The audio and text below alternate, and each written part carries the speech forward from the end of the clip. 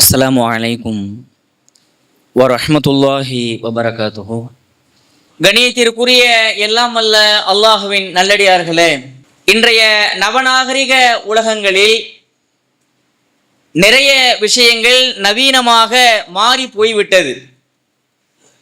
அந்த வகையில் எவ்வளவு பெரிய பணக்காரராக இருந்தாலும் ஏழையாக இருந்தாலும் அவருடைய வாழ்நாளில் கடன் வாங்குவது என்பது மிக முக்கியமான தருணங்களில் அவருக்கு இன்றியமையாத ஒன்று.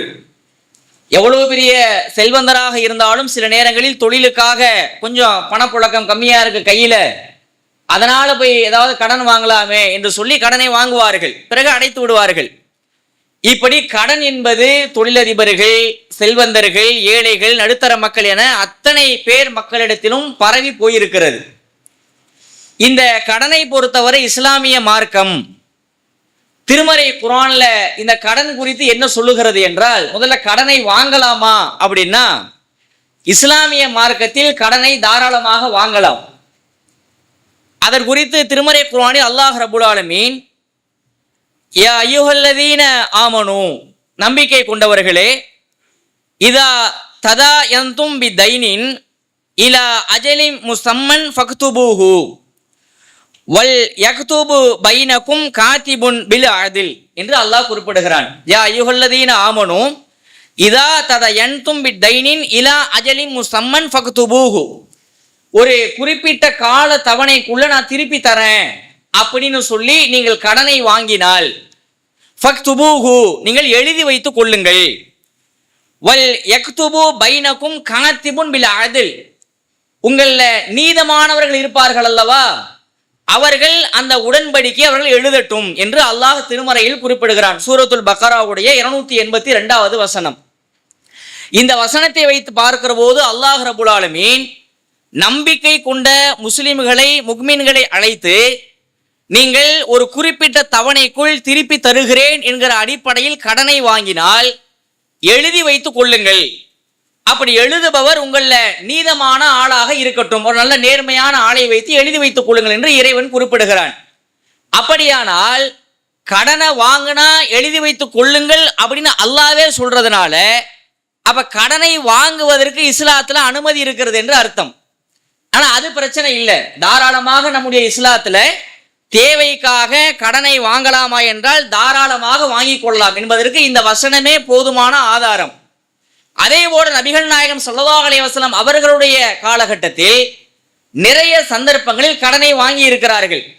ஒரு நாள் ரசூலுல்லாஹி ஸல்லல்லாஹு அலைஹி வஸல்லம் அவங்க சபையில் அமர்ந்திருக்கிறார்கள், எதிரே சஹாபாக்கள் அமர்ந்திருக்கிறார்கள். ஒரு கிராமவாசி வருகிறார், வந்து நபி அவர்களை ஒரு கடுமையான சொற்களால், தடித்த சொற்களால் திட்டுகிறார்.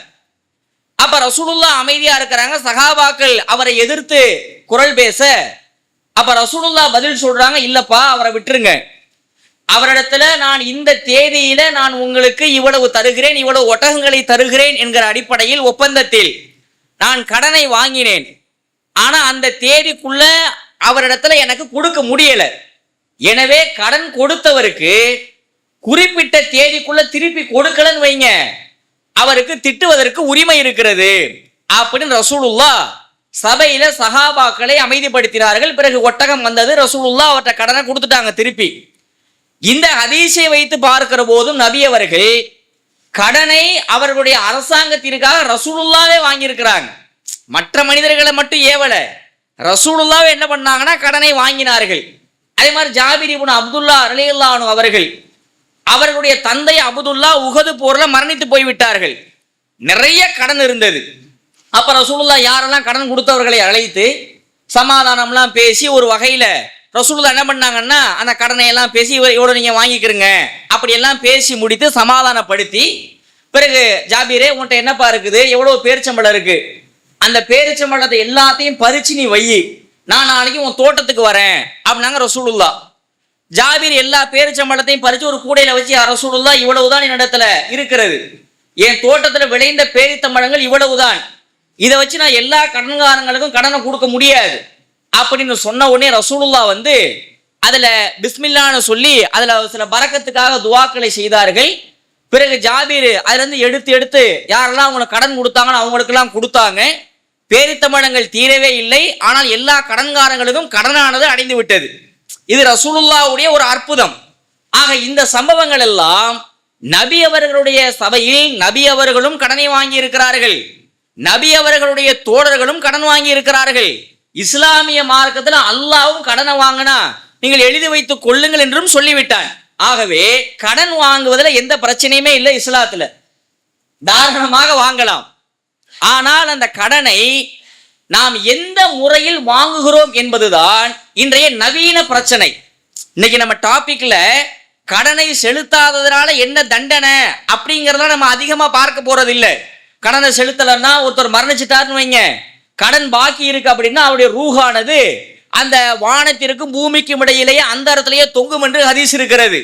யாரு கடனை செலுத்தலையோ அவங்களோட ரசூலுல்லாஹ் ஜனாசா தொழுகையை கூட தொட வைக்கல, கடன் இருக்கிறவர்களுக்கு. இப்படி கடனை செலுத்தாதவர்களுக்கான தண்டனை இஸ்லாத்தில் நிறைய சொல்லப்பட்டிருக்கிறது. இங்கே நம்முடைய பிரச்சனை என்னவென்றால், கடனை வாங்குவதற்கு இஸ்லாம் அனுமதித்திருக்கிறது, ஓகே கடனை வாங்கலாம். இது நவீன காலத்துல எப்படி பிரச்சனையாக உருவெடுக்கிறது என்று சொன்னால், இன்றைக்கு பொதுவாக கடனை வாங்குகிறவர்கள் தனிநபரிடத்துல வாங்குகிற கடனை விட வங்கிகளிலும் தனியார் நிதி நிறுவனங்களிலும் தான் அதிகமான கடனை வாங்குகிறார்கள். இப்போ ஒரு 30 வருஷம் அப்படியே பின்னாடி போவோமே, ஒரு கற்பனை. 2025 ஒரு 30-35 வருஷம் பேக் 1990கள் எடுத்துக்கிடுவோம். இந்த 1990களில் ஒரு மனிதன் கடன் வாங்குகிறான் என்றால், நம்மளாம் சின்ன பிள்ளையா இருந்திருப்போம், நம்ம அத்தா அம்மா இருந்திருப்பாங்க, நம்ம அத்தா அம்மா கூட சின்ன பிள்ளையாக இருந்திருக்கலாம். அவர்களுடைய காலகட்டத்தில் கடனை வாங்குவது என்றால், பிள்ளைக்கு உடம்பு சரியில்லை, கொஞ்சம் அர்ஜென்ட்டா ஒரு 1000 ரூபாய் தேவைப்படுது அப்படின்னு ஒரு பக்கத்து வீட்டுக்காரர்கிட்ட எதிர்த்த வீட்டுக்காரர்கிட்ட யாராவது கடனை வாங்குவாங்க. ஒரு பள்ளிக்கூடத்திற்கு போகிறோம், பிள்ளைக்கு ஃபீஸ் கட்ட முடியல, அன்னைக்கெல்லாம் ஃபீஸ் எவ்வளோ ஒரு 200 ரூபா 100 ரூபா இப்படி தான் இருந்தது. அந்த ஃபீஸை கூட அர்ஜென்ட்டா கட்ட முடியலப்பா கொஞ்சம் அப்படின்னு சொல்லி அதற்காக கடனை வாங்குகிறவர்கள் இருந்தார்கள். இந்த மாதிரி மருத்துவம், கல்வி, சுகாதாரம், வீட்டில் திடீர்னு ஒரு பிரச்சனை, திருமணத்துக்காக பிள்ளையை கல்யாணம் வச்சுட்டாங்க, என்னதான் காசு சேர்த்து வச்சாலும் பணம் பத்தல, கொஞ்சம் கொடுங்க, நீங்க கொடுக்காட்டி பிள்ளையை கல்யாணமே நின்றும்னு திருமணத்திற்காக இவ்வாறு கடனானது 1990களில் எல்லா மக்களும் வாங்கினார்கள். எதற்காக வாங்கினாங்கன்னு தெரியுமா? அடிப்படை தேவைகளுக்கு வாங்கினார்கள். தேவைக்குத்தான் கடன். எப்போ? 30 ஆண்டுகளுக்கு முன்னாடி. எதுக்கு பாப்பா காசு கேட்கிற? பிள்ளைக்கு ஃபீஸ் கட்ட முடியல, கண்டிப்பா கொடுத்துதான் ஆகணும். எதுக்கு பாப்பா கடன் கேட்கிற? பிள்ளைக்கு காய்ச்ச ஜுரமா அடிக்குது, ஆஸ்பத்திரி கூட்டிட்டு போகணும், காசு இல்ல, அதனால கொடுங்க. எதுக்குப்பா கேட்கிற? வீடு இடிஞ்சு விழுந்துருச்சு மழையில, உடனே பூசணும், பிள்ளைங்க இருக்கிறாங்க, பொண்டாட்டி இருக்கிறாங்க, எங்க தூங்குவாங்க? இதுவெல்லாம் நம்முடைய தேவைகளுக்காக வாங்கிய கடன். அன்றைக்கு யாராவது என்னப்பா எதுக்குப்பா கடன் கேட்கிற? இல்லைங்க வாங்கி ஒரு டிவிஎஸ் 50 வாங்கலான்னு இருக்கேன், அன்னைக்கு அதானே ஃபேமஸ், இன்னைக்கு விட்டுருவோம். 30 வருஷத்துக்கு முன்னாடி ஒரு டிவிஎஸ் 50 வாங்கலான்னு இருக்கிறேன்னு ஒருத்தர் கடனை கேட்டார்னு வைங்க, ஒட்டுமொத்த இந்த சமூகமும் அவரை எப்படி தெரியுமா பார்த்துச்சு?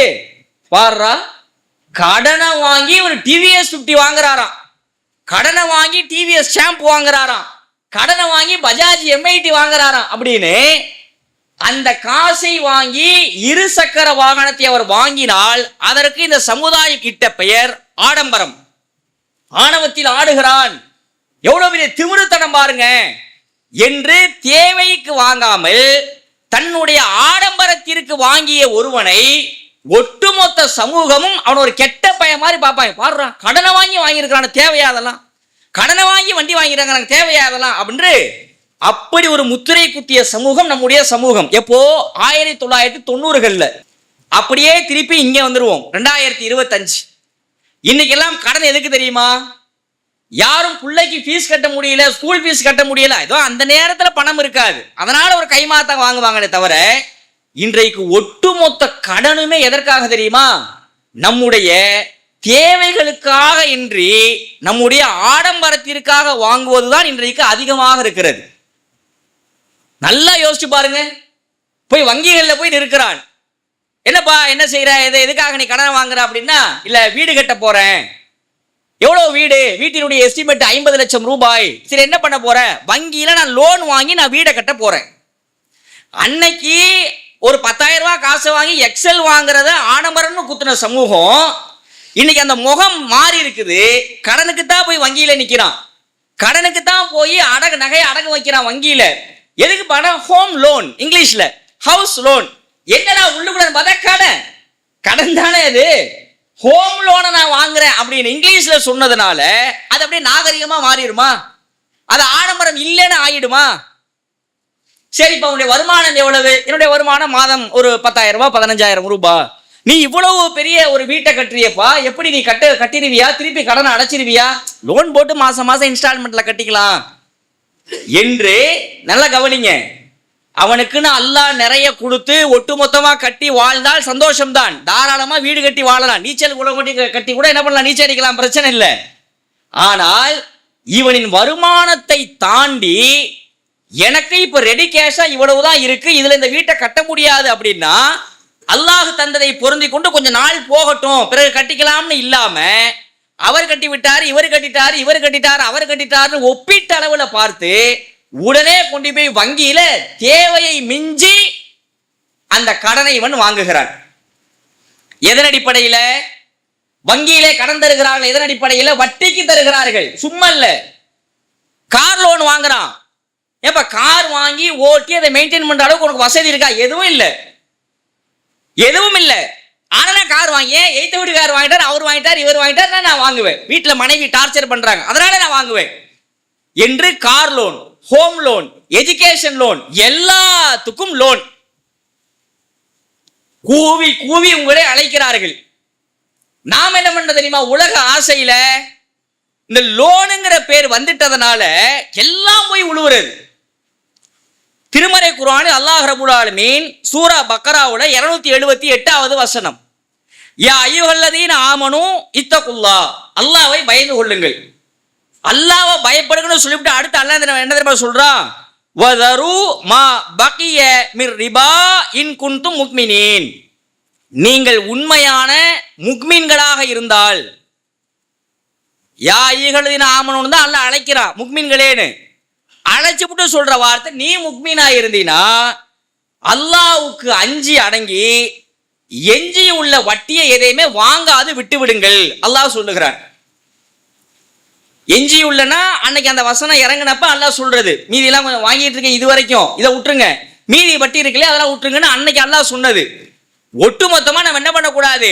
வட்டி அடிப்படையில் இயங்கக்கூடாது, வட்டி அடிப்படையில் வாங்கக்கூடாது. மீறி ஒருத்தர் வாங்குறார் அப்படின்னா இல்லம் தஃபஅலு ஃபக்தனு பிஹர்பி மினல்லாஹி வ ரசூலிஹி வ இன் குன்தும் ஃபலக்கும் ரூஸுல் அம்வாலிக்கும். அல்லாஹ் குர்ஆன்ல சொல்றது, இப்படி நீங்க செய்யல அப்படின்னா அல்லாஹ்விடமிருந்தும் அல்லாஹ்வுடைய தூதரிடமிருந்தும் போர் அறிவிக்கப்பட்டு விட்டது என்பதை தெரிந்து கொள்ளுங்கள் அல்லாஹ் குர்ஆனில் சொல்லுகிறான். போர் அறிவிக்கப்படுகிறது யாரிடத்துல இருந்து? நீங்க போய் தொடுக்கல, அல்லாஹ்விடம் இருந்தும் அல்லாஹ்வுடைய தூதரிடத்துல இருந்தும் ஃபக்தனு பிஹர்பி மினல்லாஹி வ ரசூலிஹி, அல்லாஹ்விடம் இருந்தும் அல்லாஹ்வுடைய ரசூல்ட்ட இருந்தும் போர் பிரகடனம் உங்கள் மீது அறிவிக்கப்பட்டு விட்டது என்பதை தெரிந்து கொள்ளுங்கள் என்று இறைவன் குறிப்பிடுகிறான். ஒருத்தர் தன்னுடைய கொடுக்கல் வாங்கல வட்டி அடிப்படையில வைத்திருந்தால் அல்லாஹ்விடம் இருந்தும் அல்லாஹ்வுடைய ரசூல்ட்ட இருந்தும் போர் பிரகடனத்தை நீங்கள் எதிர்பாருங்கள் அல்லாஹ் குர்ஆனில் சொல்லுகிறான். இந்த வசனம் இன்றைக்கு நமக்கு உரைத்திருக்கிறதா? இந்த வசனத்தை வச்சு யாராவது படிச்சு பார்த்துட்டு போய் எங்கேயாவது கடன் வாங்குகிறோமா? ஓரளவிற்கு குர்ஆன் ஹதீஸை அறிந்த மக்கள் கொஞ்சம் போகாம இருக்கிறாங்க உண்மையிலேயே. ஆனால் ஒட்டுமொத்த முஸ்லீம் சமூகத்தில் ஒரு சர்வே எடுங்களே, எத்தனை பேர் இந்த வட்டி அடிப்படையிலான கடன்களில் இன்னைக்கு சிக்கி தவிக்க, அத்தனையுமே தேவைக்கல்ல, ஆடம்பரத்திற்கு. இன்னைக்கு சம்பளம் வாங்குறாங்கல்ல, சம்பளம் வாங்கி பட்ஜெட் போடுவாங்க, மளிகை இவ்வளவு, சுகாதாரத்துக்கு இவ்வளவு, வீட்டு வாடகை இவ்வளவு, அதுக்கு இவ்வளவு, இதுக்கு இவ்வளவுன்னு. அதுல என்ன தெரியுமா வந்துருச்சு? இஎம்ஐ எவ்வளவு? இஎம்ஐங்கிறது தவணை. அந்த இஎம்ஐ கட்டக்கூடிய தவணைய மாச பட்ஜெட்ல ஒரு பாயிண்டாவே சேர்ந்துருச்சு பாருங்க. எவ்வளவு பெரிய மோசம், எவ்வளவு பெரிய அக்கிரமம். வெயில் கொளுத்துது, ஏசியை வாங்கணும், அல்ஹம்துலில்லாஹ் தாராளமா வாங்கலாம். பிள்ளைங்க இருக்கிறாங்க, கஷ்டப்படுறாங்க, ஏசியை வாங்கலாமே. என்னப்பா எவ்வளவு காசு வச்சிருக்கிற? கை ஒரு 30,000 ரூபா இருக்கு, நண்பர் ஒரு 10,000 ரூபா வட்டி இல்லாம வாங்கிக்கிட்டு திருப்பி கொடுத்துக்கலாம், பிரச்சனை இல்லை, வாங்கி ஓட வேண்டியதான். உடனே நம்ம என்ன தெரியுமா பண்றோம்? இஎம்ஐ கட்டு, இஎம்ஐல போயிடு. 3,000 ரூபா கட்டினா ஏசி வந்துருதா? என்னப்பா 3,000 ரூபா கட்டினா ஏசி வருது? எதுல எடுத்த? இஎம்ஐ, மாதாந்திர தவணை திட்டம், அதுல எடுத்தேன். மாதாந்திர தவணை திட்டம்ங்கிறது என்னது? வட்டி தானே. 50,000 ரூபாய் மதிப்புள்ள பொருளை உனக்கு தவணையில தரானா 58,000 60,000 வருது. அது 8,000 ரூபாய் 10,000 ரூபாய் என்ன?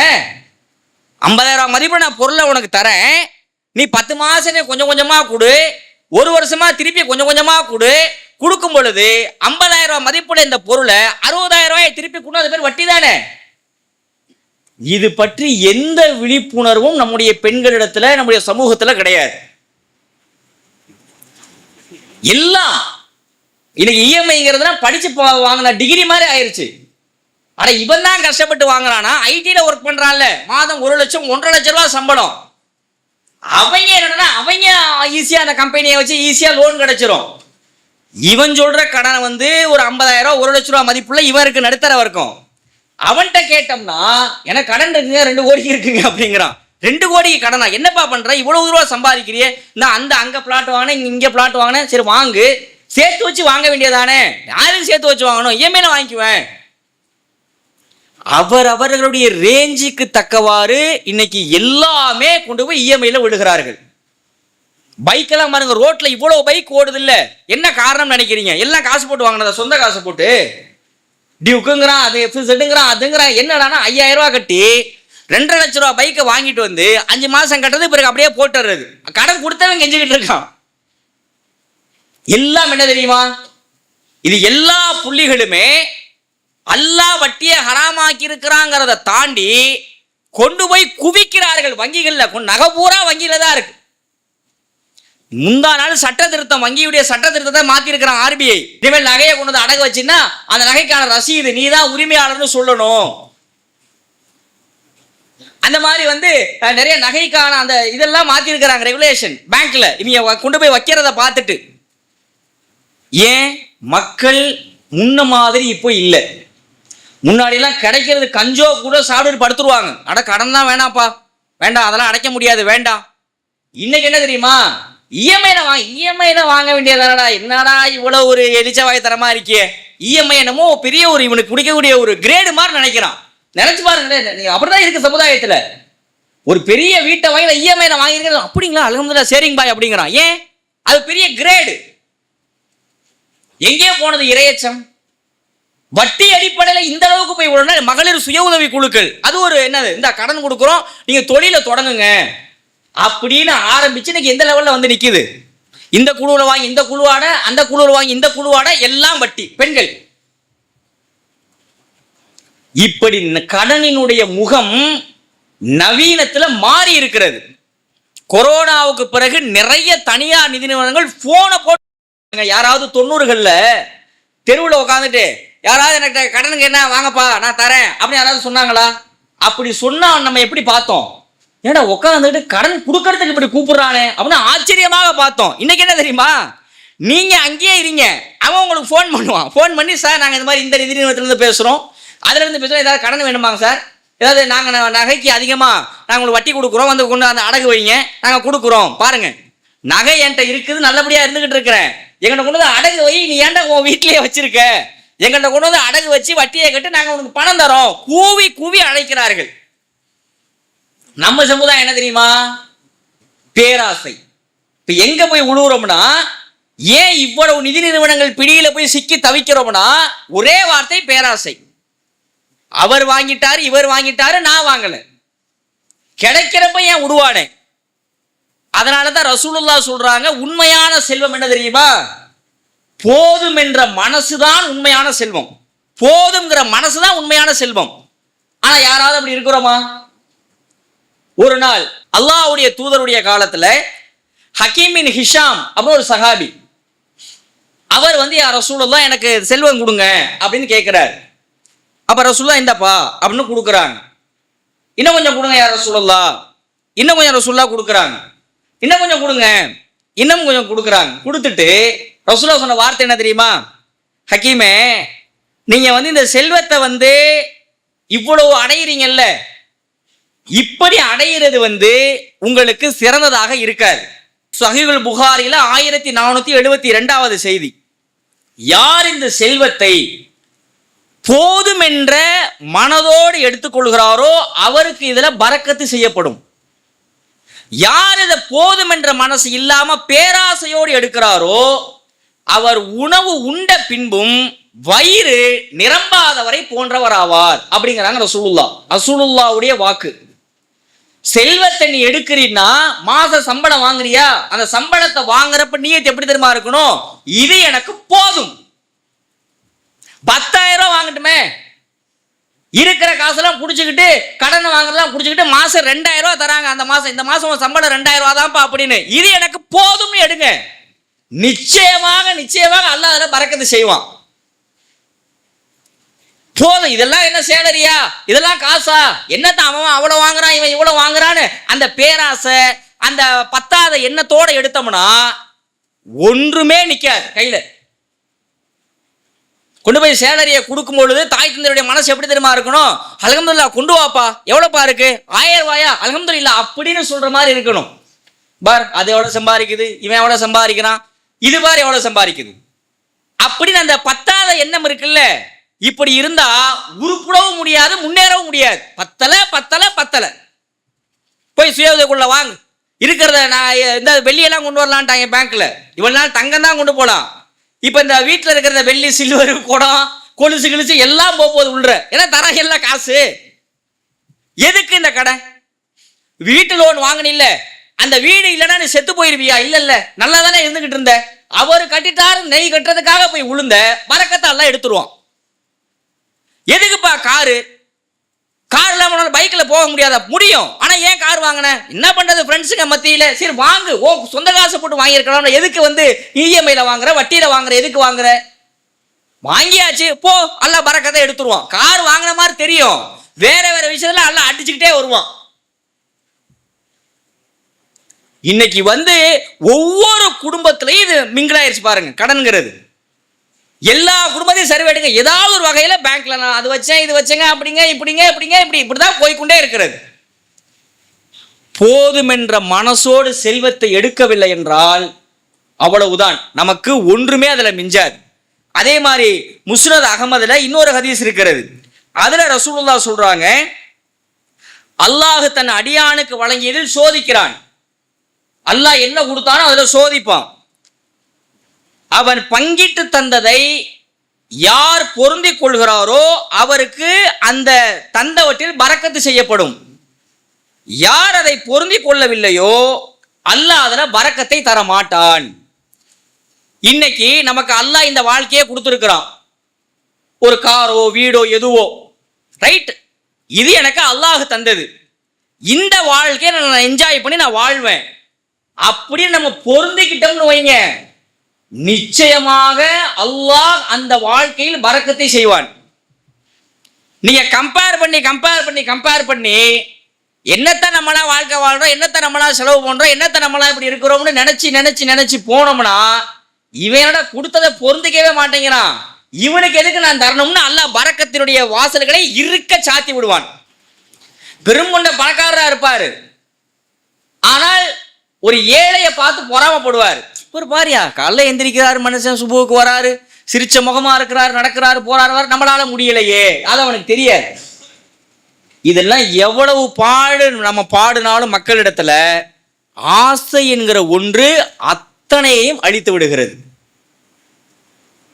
நவீன கடன்ல சமூகம் சிக்கி தவிக்கிறது. நீங்க வேணா இப்ப பாலக்கரை ஏரியா இருக்கா, ஆழ்வார் தோப்பு ஏரியா இருக்குதா, போய் ஒரு சர்வே வேணா எடுங்க, எல்லா வீடுகளும் கடனில் இருப்பார்கள். என்னப்பா வங்கியில அங்க இங்க எதுக்கு வாங்கின, தேவைக்கே இருக்காது. பெருங்கொண்ட பணக்காரர் தன்னுடைய மகளுடைய திருமணத்தை கை காசு போட்டு செலவழிக்க முடியும். அவர் போய் எதுக்கு நான் ரொக்கமா எடுத்து 20 லட்சத்தை போய் கொட்டணும், அதுல ரொக்கமா ஏன் 10 லட்சத்தை எடுத்து போய் கொட்டணும், நான் லோன் போட்டுக்கிறேன்னு மேரேஜ் லோன் திருமணத்துக்காக கடன் வாங்குறாரு. மொத்தமா 18 லட்சம் ரூபாயை போட்டு கார் வாங்கினாதானே ஐயோ என் இருப்புல 18 லட்சம் ரூபாய் குறைஞ்சு போச்சேன்னு தெரியும். அப்படி வாங்காம இன்ஸ்டால்மெண்ட்ல ஒரு 3 லட்சம் ரூபாய் கட்டி வாங்குவோம், மாசம் கட்டிக்கலாம், அடே வட்டிடா உரைக்கல, அல்லாஹ் பரக்கத்தை எடுத்துருவான், உரைக்கல. வட்டி மூலமா வாங்குறியப்ப யார் முறையான சம்பாத்தியத்துல வாங்குறாரோ அல்லாஹ் அவருக்கு தான் அதுல வெற்றியை தருவான், பரக்கத்தை தருவான். அடிப்படை காரணம் ஆண்களிடத்திலும் பெண்களிடத்திலும் இருக்கிற போதும் என்ற மனசு இல்லாதது. இன்னைக்கெல்லாம் தனிநபர்கிட்ட போய் யாரும் வாங்குறதுல அதிகமா ஏதோ கைமாத்தான் வாங்குறாங்க, கொடுத்துட்றாங்க. வங்கிகள் தனியார் நிதி நிறுவனங்களில் அதிகமாக எக்கச்சக்கமாக இருக்கிறது. எனவே கடனினுடைய நவீன முகம் இது. தேவைக்கு இல்லாமல் தேவைக்காக கடன் வாங்கிறது போய் தன்னுடைய ஆடம்பரத்திற்காக வாங்குவது கடனானது தன்னை அப்படி எல்லையை பரிணமித்திருக்கிறது. மீன் ஆடம்பரத்துக்கு நம்ம வாங்க விடணும். மொபைல் 10,000 அதை போய் இஎம்ஐல வாங்குறான், எல்லாம் இஎம்ஐ. எனவே இந்த கடனினுடைய நவீன முகம் இருக்கிறது அல்லவா, இது நம்மளை ரொம்ப ஈஸியாக இழுத்துரும்.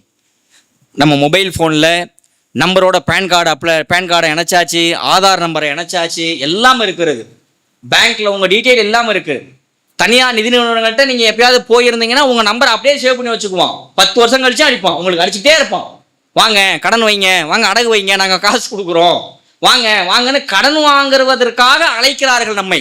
அங்கங்கே கூவிக்கிட்டே இருக்கிறாங்க. நாளுக்கு நாள் உழைக்கிறது தனியார் நிதி நிறுவனங்கள் எல்லாமே. கம்பெனிலாம் ஐடி செக்டார் மாதிரி இருக்கு, இன்ஃப்ராஸ்ட்ரக்சர்லாம். அவ்வளவு மக்கள் சென்று அந்த வாசலில் நிற்கிறார்கள். ரொம்ப ஈஸியாக பேர்களோட EMI, home loan, car loan, jewel loan, mobile loan எல்லாம் ஆங்கில பெயர்களை வைத்து ஒரு டீசெண்டான கடன் தான், பேர் டீசெண்டாக வைக்கிறதுனால அது தவறு இல்லை என்று ஆகிவிடாது. அனைத்துமே வட்டியாக இருக்கிறது. வட்டி வந்தாலே அல்லாஹ் பரக்கத்தை எடுத்து விடுவான். சம்பாதிக்கிறது பெருசா தெரியும், கார் வாங்கியிருக்கிறோங்கிறது தெரியும், வீடு வாங்கியிருக்கிறோங்கிறது தெரியும். ஆனால் பரக்கத்தை எடுத்து விட்டால் ஒன்றும் மிஞ்சாது. பேசாம அந்த வாழ்க்கையே வாழ்ந்திருக்கலாமோ அப்படின்னு நினைக்க வச்சிரும். மறுமையில மிகப்பெரிய குற்றம். இஸ்லாம் பட்டியலிட்ட பெரும்பாவங்கள்ல வட்டியும் ஒன்று. யார் வட்டியை வாங்க நிரந்தர நரகம்ங்கிற அல்லாஹ். ஷிர்க்கை தவிர்த்து ஒரு பாவத்துக்காக அல்லாஹ் நிரந்தர நரகம்னு சொல்றான்னா அது தெரியுமா? வட்டிக்காக மட்டும்தான், வெச்சாரது கூட கிடையாது. நிரந்தர நரகம் இந்த வட்டிக்கு தான். எனவே வட்டி அடிப்படையில் இயங்கக்கூடிய நவீன கடனை வழங்கக்கூடிய வங்கிகள், தனியார் நிதி நிறுவனங்கள் இந்த போக்குகளில் இருந்து மாறி நம்முடைய தேவைக்கு வாங்குவோம், அதுவும் வட்டி இல்லாத வகையில் ஆடம்பரத்திற்கு வாங்கக்கூடாது. அத்தகைய போதுமென்ற மனதை அல்லாஹ் ரப்புல் ஆலமீன் நம் அனைவருக்கும் தருவானாக.